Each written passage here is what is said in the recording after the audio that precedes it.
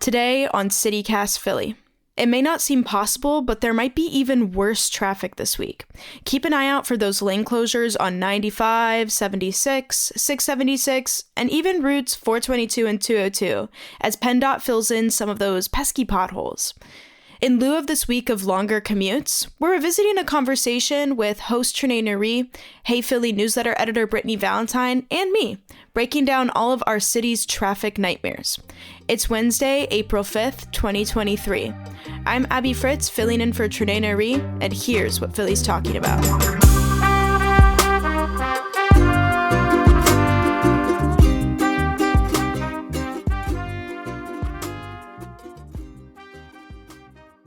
Hey, Abby. Hey, Brittany.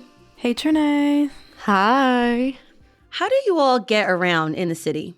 So I am a SEPTA girl. I am on the bus. I'm on the subway. Public transit is where it's at for me personally. So I don't feel the 76 pain, but I understand. It gets crowded on the bus and subway, right?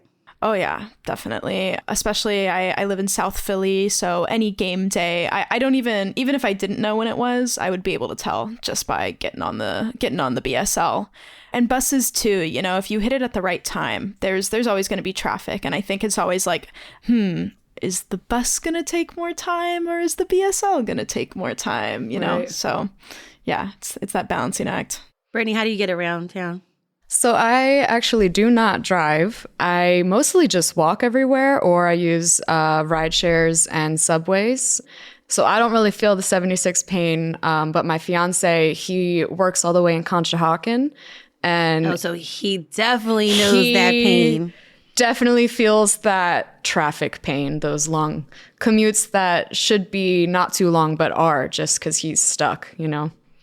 So according to INRIX, which has a global traffic scorecard of 2022, they track mobility data of the world's most congested areas. So they actually ranked Philly as number 10, like top 10, when it comes to the highest traffic delay times by the city.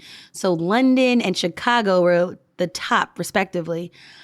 Which street for you all, or roadway, has a lot of traffic? For me, I've noticed it's like Chestnut, Walnut, Sampson, basically anywhere downtown in Center City, especially during rush hour. I mean, parking is an absolute nightmare as well. Yeah, I think for me, I would say it's a little different since I take public transit, right? But I'd say the bus that never comes when it says it's going to come, or even like kind of when it should come, is the 29. Every time I try to get on the 29, I'm like, it's going to work this time. It's going to be there. And it's not. It's never there. So, you know, I don't know. I think maybe it's something about construction on the roads that the 29 goes through where they have to reroute all the time, which I know happens a lot. That's another fun game with the buses is when they're like, yeah, we're just rerouting now. So we're not going on to the same stops that you're usually on. But it's fun. I know how to get around the city now because the buses have literally taken me everywhere. How about you, Trenae? What roads has a lot of traffic for you as a driver? So for me, I don't have to drive all over the city in the mornings, but, you know, it's pretty standard. It's the major intersections, especially when you are crossing from like neighborhood to neighborhood. So I have to go through West Philly through to North Philly. And so Girard Avenue gets crazy. And there may be like lines on the streets to like dictate which, you know, what is a lane and what's a bike lane. But then sometimes people just like make up their own lanes. So like I'm talking around the zoo area. If you're coming out of North Philly and you're going towards West Philly, people make up, like they drive on top of the trolley tracks. So they make up their own lanes. Oh my God. So that just like causes chaos. Sometimes if you're trying to explain directions for someone, you have to tell them about the nuances of the road for that particular time of the day because they're going to get kind of like bullied in traffic or people are going to start honking their horns at them because they don't know the system. It's so bizarre, but it just happens. Wait, Trinae, I have a question. What you just said reminded me of my partner used to have a car here, and they would talk about the swag lane on highways. I know it's such a stupid name. The emergency lane, I have been told that this is the swag lane. So people will just use it on the highways if they just have decided this I've is never heard it called a swag lane, but yeah, like I would say for sure, 76, or if you're leaving the sports stadium complex, somebody is going to do something wild and they're going to drive in that lane. But it's such a risk because if the state troopers see you or the Philly cops, you're getting a ticket. It's over. It's over. I feel like, though, the few times I've driven in Philly, people really have faith that they're just going to get away with it. You know what I mean? Like, lights are a suggestion. I mean, just looking down Broad and just seeing that everybody has just decided, yeah, we're just going to park in the median. And even the government's like, even like Philly, like police and the city's like, yeah, I guess this is fine. We've just decided that these things that are literally illegal, it's just like, whatever, it's just going to happen. So I don't know. Yeah, I do remember like a few years back, I think this might have been around like, early pandemic. You're like, listen, some of these traffic violations that y'all be doing, we're not even going to, like, we don't even care anymore because it's so much other stuff going on that, like, whatever. But yeah, for sure, people do not use yellow as like, okay, I'm going to start to yield. No, I'm getting through this thing because I'm not waiting another 2 minutes because I do not want to be stuck in traffic. Come on, Girard Avenue is wild in the morning. There's like 15 lanes all going like, and like, tell your kids to put their seatbelts on because mama is hitting that gas because we got to get to school. Yeah, buckle up, baby. So, okay, I got to talk about how I avoid these crazy intersections. Some of them you can't, but some of them you can. So like, Kelly Drive, I know that Kelly Drive is like a major roadway in the city, but really sometimes Kelly Drive will connect you from Center City if you need to go like all the way to Germantown, if you want to get to like certain burbs. The traffic kind of like flows. So if you need to like kind of like keep it going, keep your commute going, I recommend that. Also, you have to, as a Philadelphian, if you've lived here a long time, if you just got here, if you can figure out how to get through Fairmount Park, you'll go in Fairmount Park and you come out on a completely other neighborhood. And you're like, what the heck? I didn't even know this connected. And it's like, I could not tell you. So if you want to hit us up and you want to ask like, how do you get from here to here? I could probably like figure it out. Google Maps really helps. The Strawberry Mansion Bridge, I believe that's what it's called. That could take you from North Philly all the way to like Bala Cynwyd. Wow. Seriously? I didn't know that. There's like no lights. I did not know that. You go like through this like back way. You just basically go across the bridge, go around the windy bend, keep going left. You're going to go past the tennis courts. You're like, oh my God, I never even knew there's tennis courts all the way in Fairmount Park. Yes. You're going to go by that jungle gym for adults. That's my favorite. You're like zip lining through trees.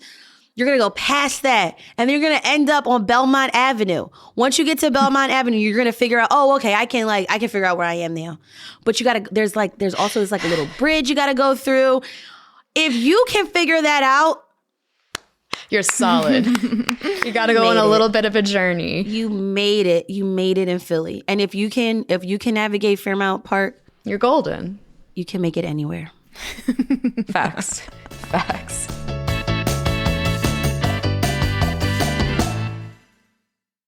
I'm glad you brought up the phone being a resource because I think that's probably something that drivers have over public transit users because, for sure, the lines aren't changing. The buses, they might a little bit. You might get detoured a bit, but most of the time you can get back on track. But no matter if you're using the SEPTA app, if you're on Google Maps, whatever it's on, it's always like, oh my God, it's going to be here in 2 minutes.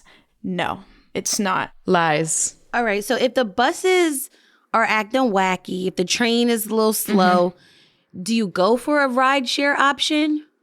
I mean, yeah, of course. I've definitely had to Uber. Totally. I've definitely had to Lyft.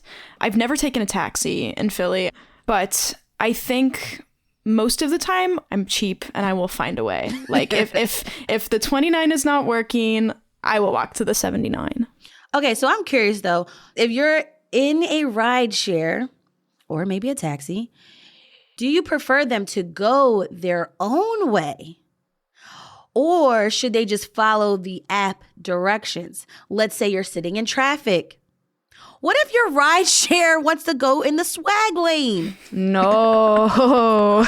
Well, And they're listen, you wanted to get to that doctor's appointment? You want to get to the game, to the club, to the bar? Your friends are waiting.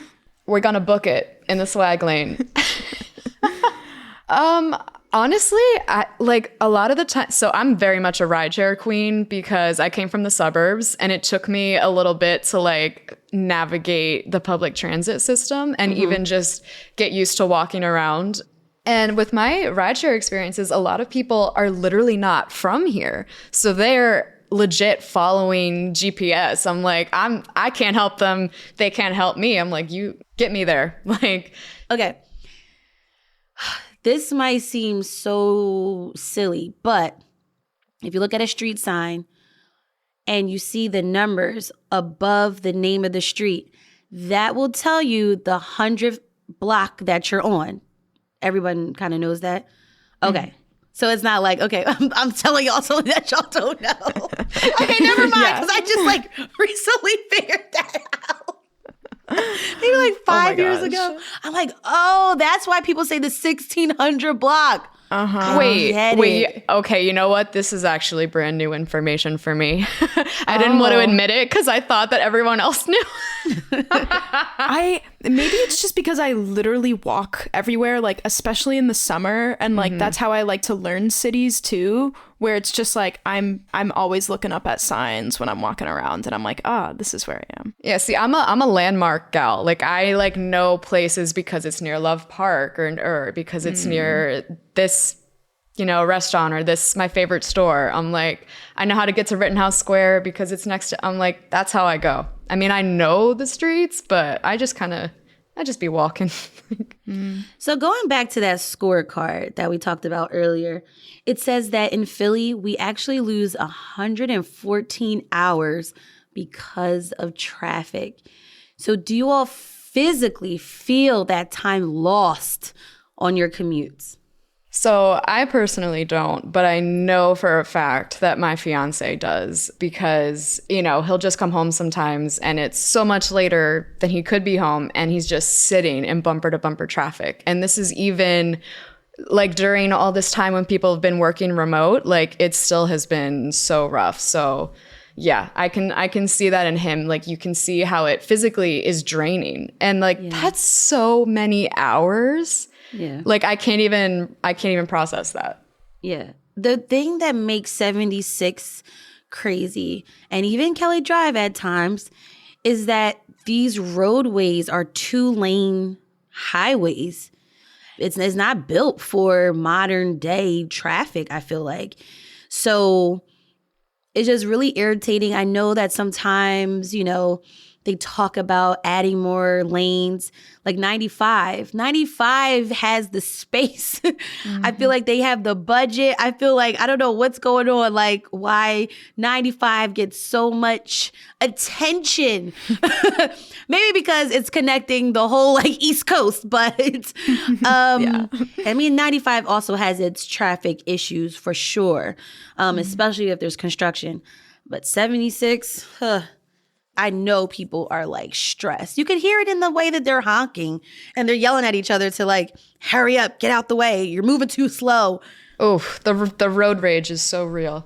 Yeah. Philly needs some freeways, like California needs some of those nice little 6-laners. That would be nice. Truly. And Brittany, you heard from one of our Hey Philly readers, right?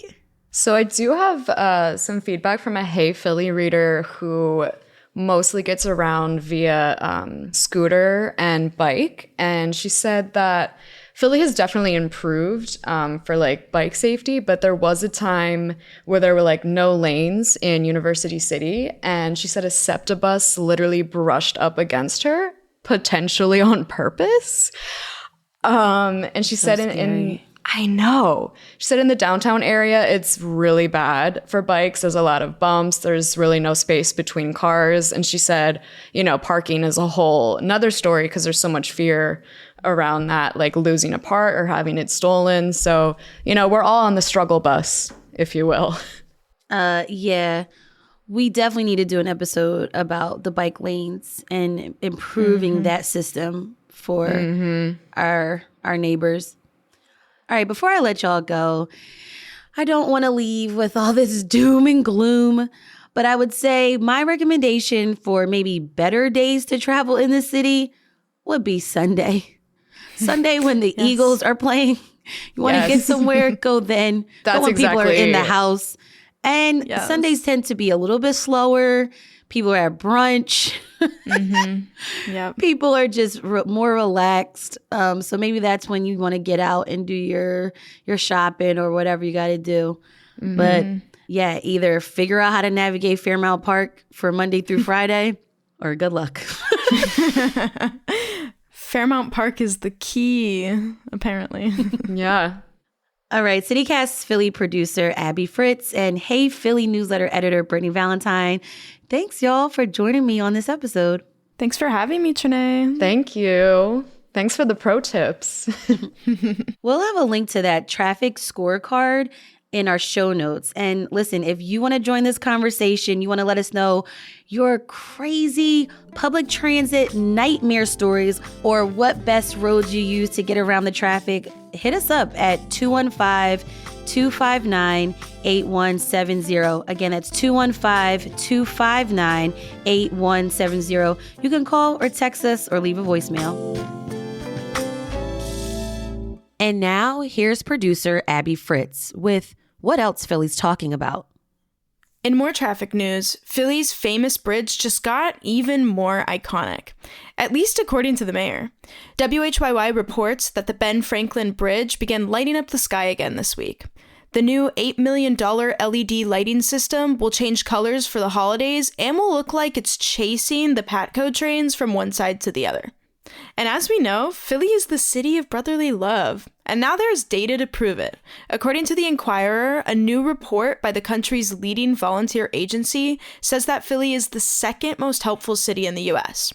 It found that more than half of its residents help people informally, and almost 30% of Philadelphians volunteer with established organizations. And people say we're rude. It's time for the tip of the day, where we share a life hack for living in Philly. Have concerns about your tap water safety? The city will test your water for free if you have lead plumbing or other water quality concerns. Contact the Philadelphia Water Department at 215-685-6300 to see if you qualify. If you have a tip of the day, we'd love to hear from you too. Call or text us at 215-259-8170. That's all for today here on CityCast Philly. If you enjoyed the show, why not tell a friend? Rate the show, leave us a review, and hit that subscribe button. Be sure to sign up for our morning newsletter too. It's called Hey Philly. We'll be back tomorrow morning with news from around the city. Bye.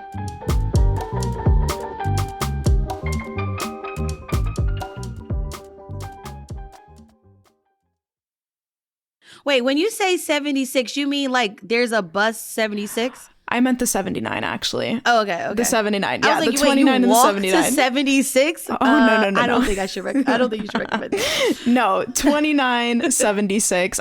So we've just been talking about 76. I'm mixing up my numbers now. 76.